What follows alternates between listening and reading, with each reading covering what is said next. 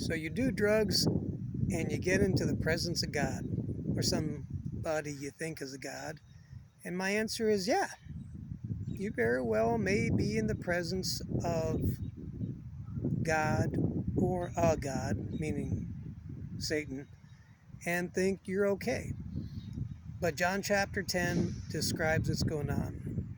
Anyone who comes not through Jesus into the presence of God is considered a thief and a robber.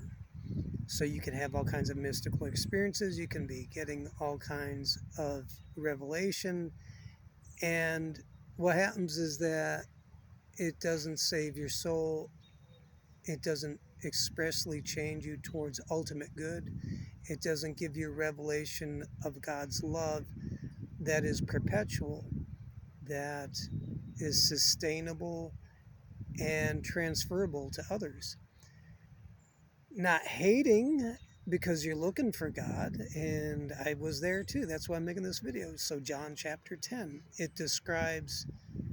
Jesus describes himself, what he thinks about people who get into his presence without his invitation through him. By the way, everyone's invited. And he's like, oh, you're thieves and robbers, and my sheep will not follow the voice of this substance, of this way. Because Jesus said, my sheep will hear my voice, and another they will not follow. DMT, LSD, Ayahuasca, hallucinogenics, shrooms, everything. They have voices. They have, follow me, I will enlighten you. I will give you true revelation. I will let you see the true nature of man, and you will be better. It's kind of like the Garden of Eden. Eat the forbidden fruit, and you're going to be like God. The problem is, back then they already were. It was the desire for forbidden knowledge that got them into trouble. It is through Jesus that there has been a reconciliation between God and man, and our spirit and God's spirit, so that we're okay, so that you don't have to do any kind of shamanistic ritual, take any drug, and it's not temporary like the drugs. It's permanent, and it's inviting and loving and very interactive, by the way.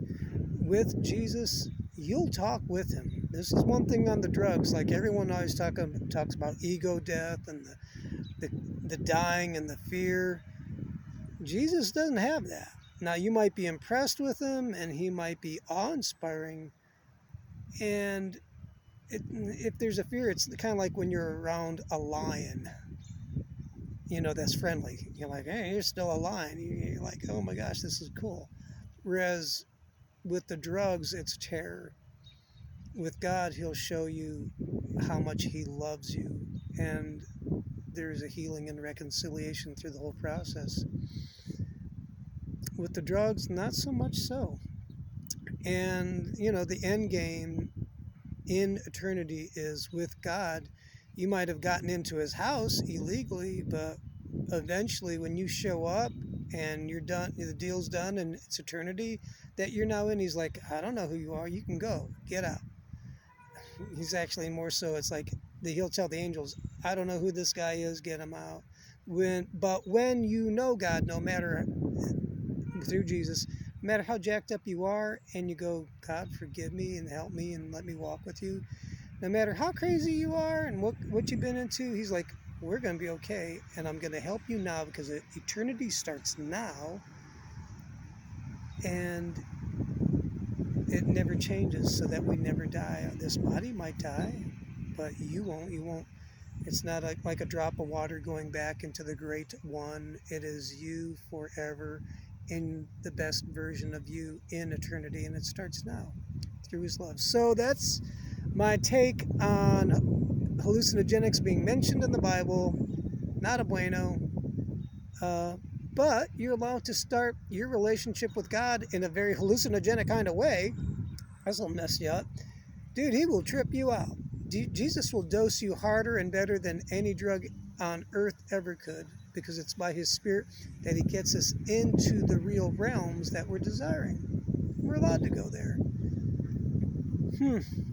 Try that one out for size. So, give your heart to Jesus, walk it out every day, and know that no matter how broken you are, He can fix you.